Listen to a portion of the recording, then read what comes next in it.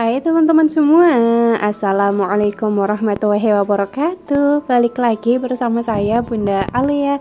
Gimana nih kabar kalian semua? Semoga sehat selalu ya, amin. Oke, langsung aja ke videonya. Nah, ini Pak Aswam itu lagi unboxing jam yang kemarin saya beliin buat kado ulang tahunnya Pak Aswami.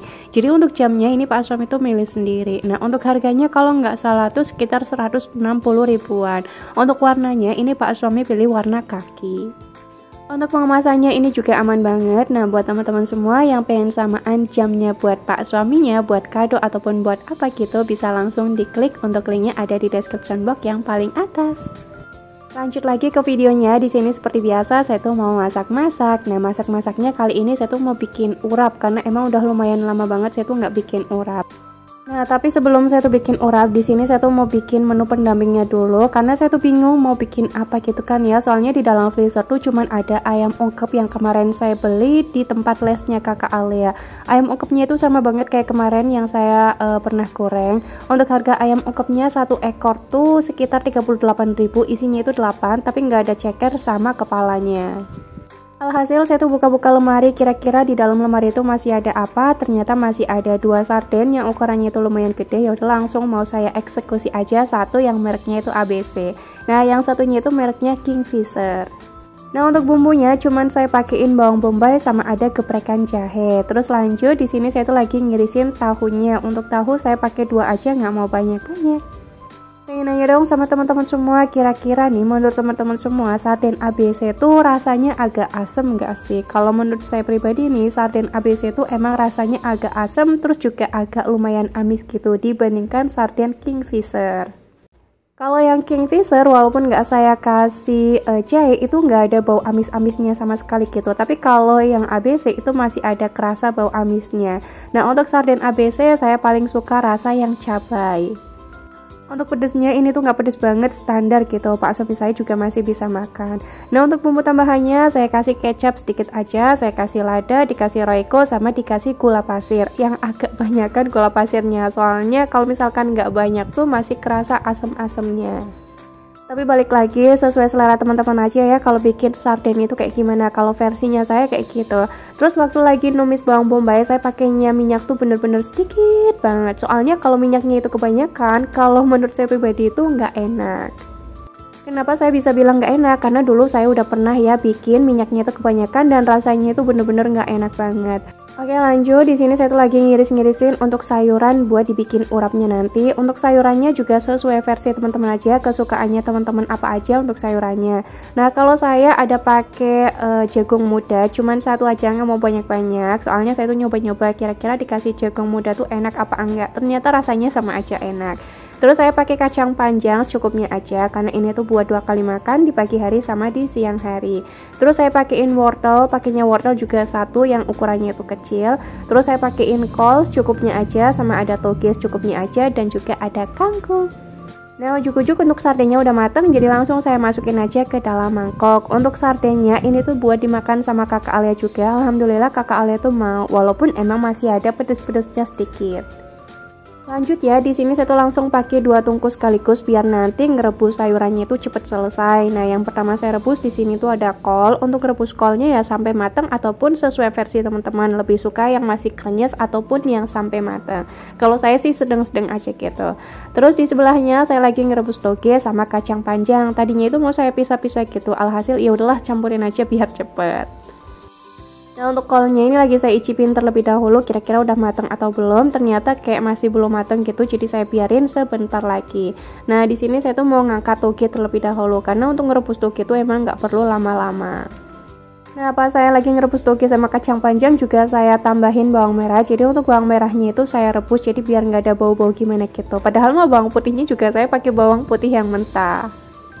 Nah, untuk bumbu sambalnya saya tuh pakai cabai rawit yang hijau 3 aja, nggak mau banyak-banyak takutnya nanti kepedesan. Terus saya juga pakai cabai merah keriting, pakainya itu 3. Nah, untuk bawang merah saya pakai 3 yang kecil-kecil, untuk bawang putih saya pakai 1. Terus saya tambahin kencur karena kalau di daerahnya saya nih urap tuh khas banget dikasih kencur. Terus untuk bumbu tambahan ada gula jawa, terasi, garam, sama micin. Udah kayak gitu aja. Tapi lagi-lagi balik sesuai versinya teman-teman aja ya. Kalau bikin urap tuh kayak gimana. Ini tuh versi yang ada di daerahnya saya. Dan saya kalau bikin urap juga ikut-ikutan mama saya bumbunya itu apa aja. Nah, alhamdulillah ujuk-ujuk untuk semua sayurannya udah mateng. Jadi langsung saya tiriskan semuanya terus saya taruh di piring. Nah, karena semuanya udah mateng, jadi di sini saya tuh mau ngelanjut ngukus buat MPAC-nya dek moren. Nah, untuk sambalnya ini tuh udah saya ulek, lupa banget tadi nggak saya videoin. Lanjut di sini mau saya racik aja langsung lah ya, karena emang bentar lagi tuh Pak suami pulang.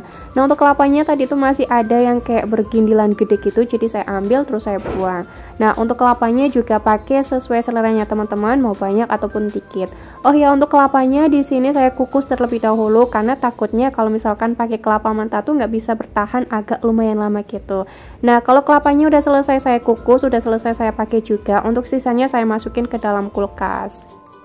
Jadi biar nyampe siang tuh untuk kelapanya nggak basi. Sampai malam juga ini kelapanya nggak basi ya, karena emang masih ada sisaan sedikit gitu sampai malam. Oke, lanjut mau langsung saya racik aja. Nah, saya kasih tambahan kangkung, kacang panjang, wortel, kol, terus dikasih putreng juga ataupun jagung muda, sama yang terakhir dikasih toge. Nah, ya udah tinggal diaduk-aduk aja. Di sini saya ngaduknya itu pakai tangan, tapi tangan saya udah pakai sarung tangan plastik ya, jadi ya aman. Toh ini juga buat keluarga saya sendiri.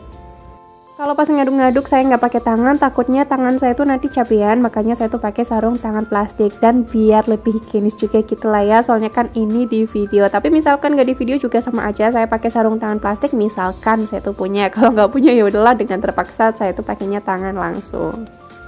Oke, lanjut lagi ke videonya. Untuk masak-masaknya udah selesai karena emang masak-masaknya itu beneran simple banget. Lanjut di sini saya tuh mau nyetrika. Nah, untuk nyetrikanya ini tuh di kamar sambil nemenin anak-anak tuh lagi mainan. Kalau misalkan saya tuh nyetrikanya di ruang makan, biasanya pas anak-anak tuh masih tidur, biasanya ya di pagi hari gitu. Kalau misalkan saya tuh nyetrikanya di kamar, biasanya tuh di sore hari, entah di siang hari ataupun di malam hari. Nah, untuk alas setrikanya di bagian bawah tuh saya pakein busa yang tipis, terus di bagian atasnya saya kasih sarungnya Pak suami yang emang udah nggak dipakai lagi. Sayang gitu kalau misalkan nggak dipakai Pak suami kan ya, makanya saya manfaatin aja buat alas nyetrika. Kalau sampai sekarang ini saya tuh masih PW banget ya nyetrika sambil duduk kayak gini, enak aja gitu kalau misalkan nyetrika ngedeprok di bawah. Dulu waktu saya hamil adik moren, saya tuh sempat banget mau beli meja setrika yang tinggi ataupun yang agak pendekan lagi, kan kayaknya ada dua macam ya. Tapi saya mikir-mikir lagi, waktu saya ngeliat di Mr. DIY, saya tuh hampir mau beli. Tapi waktu saya pikir-pikir, kok ini mejanya itu kayak kecil banget gitu. Jadi saya pikir tuh kayak kurang enak buat nyetrika baju-baju. Nah, kalau misalkan saya tuh nyetrikanya ngedeprok kayak gini kan agak lumayan gede ya, agak lumayan luas gitu. Jadi saya pikir-pikir lagi, kayaknya nggak usah beli aja deh. Toh juga insya Allah waktu saya hamil adik moren itu masih mampu banget buat nyetrika sambil duduk. Nah, pas saya udah lahiran juga alhamdulillah saya masih mampu banget buat nyetrika sambil duduk ataupun ngedeprok di bawah. Jadi saya berani-berani nyetrika sambil duduk pas lahiran adik moren tuh pas usianya adik moren sekitar 2 mingguan lebih. Pokoknya pas saya udah ditinggal mama saya pulang kampung, saya berani banget ya nyetrika sambil duduk di bawah. Tapi ya emang duduknya tuh hati-hati banget, soalnya kan saya tuh masih punya jahitan ya. Tapi alhamdulillah sih waktu usia adik moren 2 minggu tuh jahitan saya udah kering. Cuman kadang sayanya aja yang masih ragu-ragu aja gitu buat duduk di bawah.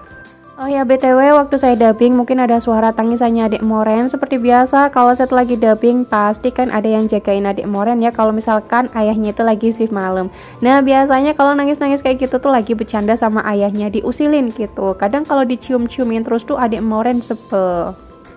Nah, kalau saya tuh lagi dubbing kayak gini, biasanya saya dubbingnya itu emang di dapur, jadi biar nggak ada suara-suara gimana gitu kan ya. Soalnya kalau di dapur tuh emang tenang banget. Kalau misalkan saya tuh dubbingnya di ruang tamu ataupun di ruang makan, itu masih kerasa banget ya suara motornya. Nah, kalau di kamar pasti ada anak-anak, jadi berisik kakak Alia mainan ataupun apa.